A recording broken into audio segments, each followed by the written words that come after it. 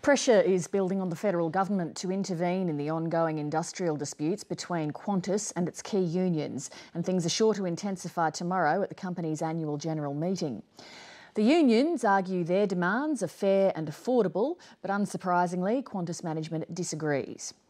As for the innocent bystanders in all of this, well, that would be the 10,000 passengers expecting delays as a result. Greg Hoy reports.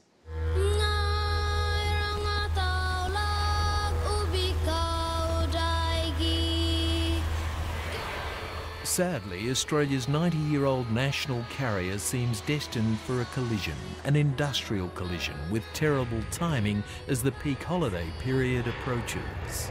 Management have been intransigent. There's no change in their attitude at all. Their form of negotiating is to come in and say no. This industrial action is clearly hurting Qantas and our brand. Alan Joyce is under an enormous amount of pressure to perform, to get the share price up. The challenge that the airline faces is probably the greatest in its history because it faces an array of international airlines that have far lower costs than it does. Though unions deny it, Qantas claims it's tried to negotiate, so brace for turbulence at tomorrow's annual general meeting. As pilots, engineers and ground staff protest, the TWU mounts further one-hour strikes, and shareholders are pressured to oppose the remuneration package for Chief Executive Alan Joyce, who earned a total $5 million last year, while Qantas's share price languished. It's a tough job out there. We're only on $20 an hour. How'd school go today, Alana? Good. Ramp worker Don Dixon and his family worry what lies ahead.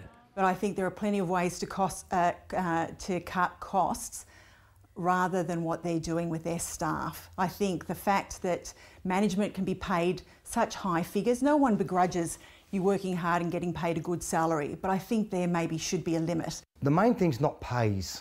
We're just worried about our future. We want Australian jobs to stay at Qantas. We just want to have job security. Alan Joyce and his management team are de-Australianising Qantas. They intend to expand into Asia and they intend to avoid all Australian workplace laws, superannuation requirements and the intent of Parliament to keep Qantas an Australian company. On behalf of all Qantas pilots, we'd like to thank you for choosing to fly with Qantas.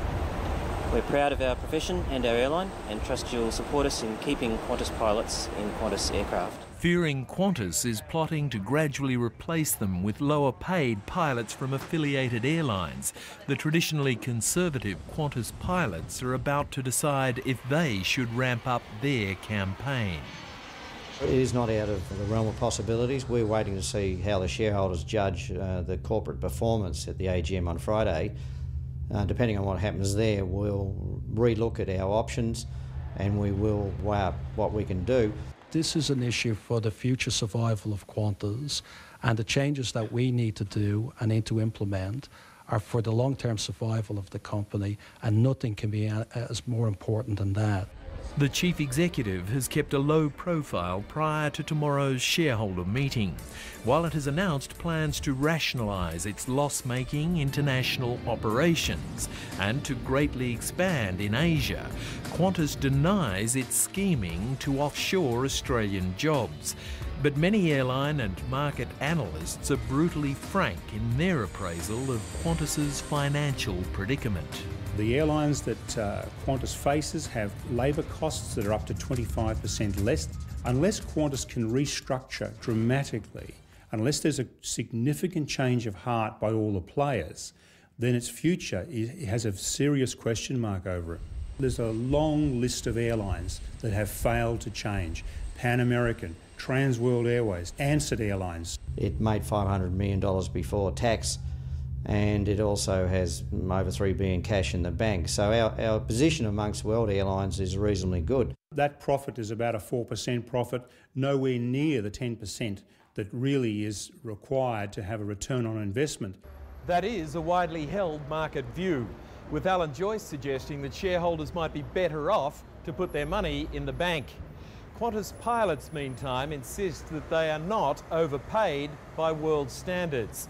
While just about everyone agrees that the pilots and engineers are about the best in the world, analysts counter that these days 75% of passengers are more interested in price than they are in safety records, which for Qantas's rivals are pretty good anyway.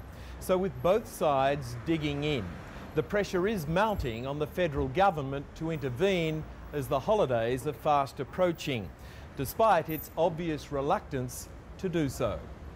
Qantas put an offer on the table to its workforce to resolve the dispute.